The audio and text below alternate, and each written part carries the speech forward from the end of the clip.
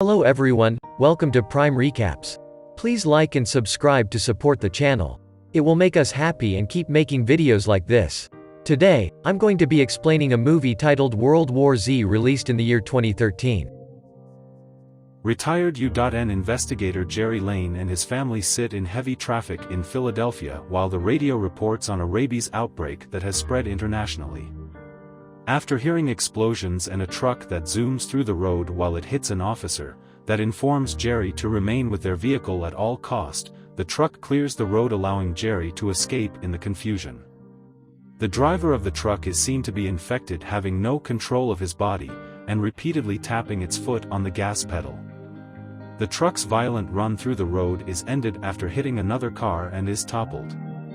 Jerry's daughters are frightened, as Constance keeps shouting that she wants her blanket and Rachel sits instead on the car's floor refusing to go back and put her belt back on, resulting Jerry oblivious to the road and is hit by an ambulance and a vehicle. Luckily, they're okay and they exit their car. Meanwhile, a confused man looks on and wonders what's causing the panic. It then cuts to a scene of the entire plaza of Philadelphia where hundreds of people are attacked by zombies, infecting them one by one. The man realizes the threat is nearing him and he retreats to a vehicle where a zombie is in pursuit of him. The man sees there are still occupants in the car. Then, suddenly a zombie charges in front of the windshield and begins smashing it with its head brutally. The man exits but the zombie grabs him and bites his arm. Jerry's family witnesses it and heads through the abandoned RV that the owners had just hopped out of and abandoned for no apparent reason, and left the keys in. Constance drops her doll and Jerry grabs it. The doll begins counting it's revealing how long it takes for a human to turn. It takes 12 seconds for a human to transform. The man, now a zombie, attacks the occupants in the vehicle. Masses of zombies begin biting people. Jerry and his family starts the RV but a zombie attacks them. Jerry's wife manages to get it out but another one attacks the RV. While driving, Jerry steers hard right and scrapes the zombie into vehicles until it finally lets go. Jerry smashes towards a military checkpoint causing citizens to make their way through also. Jerry's family escapes while mass hysteria continues throughout Philadelphia. The military has reported that the attempt to contain and quarantine the city is a fail, and Philadelphia is thrown into disarray. As the attacks continue, the Lanes narrowly escape to an apartment complex, to wait for extraction by a helicopter sent by Jerry's former UN colleague, the Deputy Secretary General Thierry Omatoni. After a brief struggle in which Jerry is almost infected, the Lanes reach the helicopter and are taken to a U.S. Navy vessel off the coast of New York City, where a team of analysts and military personnel are analyzing the scope of the worldwide outbreak. A virologist, Dr. Andrew Fastback, argues that the plague is a virus, whose origin must be found in order for a vaccine to be developed.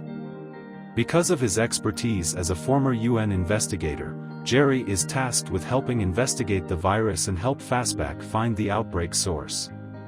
After the Navy threatens to kick Jerry and his family off the ship if he does not help, Jerry reluctantly agrees to fly to Camp Humphreys, a military base in South Korea where the word zombie was supposedly first used in reference to the outbreak.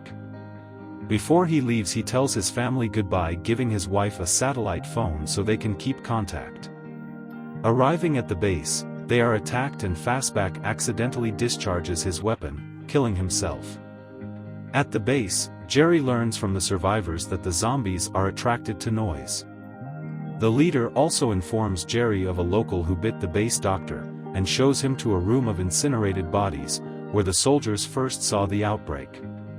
Gunter Hafner, a former CIA operative imprisoned for treason, tells Jerry to go to Jerusalem, where the Israeli Mossad had established a safe zone just before the outbreak was officially acknowledged, implying Israel might have had prior knowledge. Jerry and the soldiers return to stealthily refuel the plane but Karen calls Jerry and the noise of the phone attracts the infected. Jerry and his pilot barely escape but several soldiers are killed.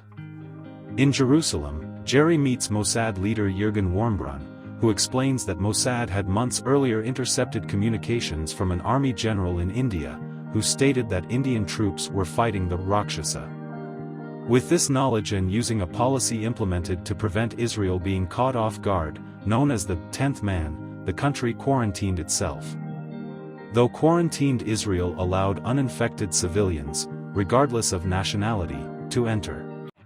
While Jerry asks Mossad for answers, while Mossad claims that he doesn't have any and only advises him to find a way to hide, the citizens celebrate with singing using loud microphones to fill the air with joy.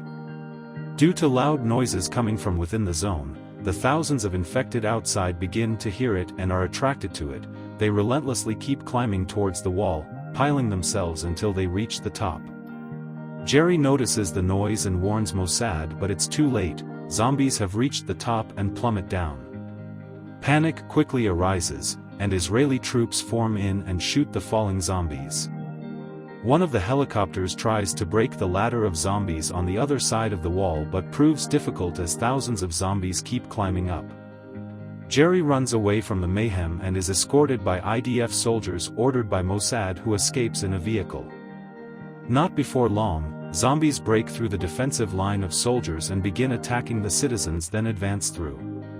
Jerry looks back and notices an old man completely ignored by zombies, though he continues going to the airport. Meanwhile, thousands of zombies have breached through, and has caught up to Jerry. They make their way through a tunnel where zombies begin jumping and falling over people. Some of them end up in exterior staircases above panicking people. One of them grabs one of Jerry's Israeli escorts. Jerry tries to pull him down, but to no avail. The Israeli soldier being bitten refuses to be transformed into a zombie, and opens up a grenade, causing the exterior staircase to collapse down on the people. It also pins down some of Jerry's Israeli escorts. Meanwhile, at the airport, Jerry's pilot is informed that the city has been breached and overrun, and all the citizens are headed towards the airport. Jerry and his IDF escorts are cornered by massive zombies on both sides. They decide to head through a building, almost getting swallowed by the massive hordes. They battle their way through the building, clearing the area of zombies. The Israeli soldiers clear out the area, while locking each gate. Outside, Jerry and the female IDF member clears the area of zombies, and is helped by a chopper. Jerry looks on as fleeing people is devoured by the horde of zombies, also witnessing a feeble boy being ignored by mass of zombies. Back inside, dozens of zombies are entering the building, and they kill them off by throwing a frag grenade. It suddenly stays quiet for a brief moment, until a zombie bites the female IDF member. Thinking quickly, Jerry amputates her hand and counts to 12 while bandaging her wound. When he counts to 12, he concludes that she isn't gonna turn into a zombie. They hear the chopper waiting for them and move out. However, zombies ambush it and others jump and the chopper crashes and explodes. They continue their way on foot en route to the airport. Meanwhile, Jerry's pilot fears that the zombies are nearing, requests permission to take off, abandoning Jerry, thinking that he might have been infected or dead already. Jerry arrives at the airport where he is too late and his plane has taken off without him. They quickly get attention of another plane and manage to climb aboard, while Jerry's other IDF escorts remain behind. The pilot drops a ladder to quickly get them inside. The pilot helps them climb up and drops the female IDF member's rifle. Jerry asks a frightened stewardess where is their next destination, but has no idea. Jerry looks out the window and sees that masses of zombies have caught up to the airport and begins attacking the left out and abandoned citizens. The plane finally takes off, and passengers are relieved that they're still alive, though still shaken. After arriving at the facility, Jerry wakes up a few days later after he blacked out. He contacts Tony to help convince the WHO members his identity, but he learns that his family has been shipped to the mainland after Tony claimed that he died in the plane crash. Jerry reveals his theory, that the infected do not bite people who are seriously injured or already terminally ill, since they would be unsuitable as hosts for viral reproduction. He volunteers to inject himself with a terminal but curable pathogen on himself to see if his idea works. However, the wing in which the pathogens are stored was overrun with infected, after a doctor accidentally infected himself and then his colleagues. Jerry fights his way through the zombies into the pathogen storage vault, injects himself with a sample, and successfully returns to the main lab without being attacked. Seeing that his camouflage theory works, the doctors rejoice and immediately treat him. Jerry returns to his family, now relocated to a safe zone at Freeport, Nova Scotia. A vaccine derived from deadly pathogens is developed that can act as camouflage for the troops battling the infected, and for fleeing civilians. As human offensives begin against the zombies, humanity now has hope, but Jerry notes that this isn't the end, not even close. I hope you liked the movie. Kindly subscribe for more content like this and hit the like button to help us out. You can also suggest a movie you would love us to explain in the comment section. Thanks for watching.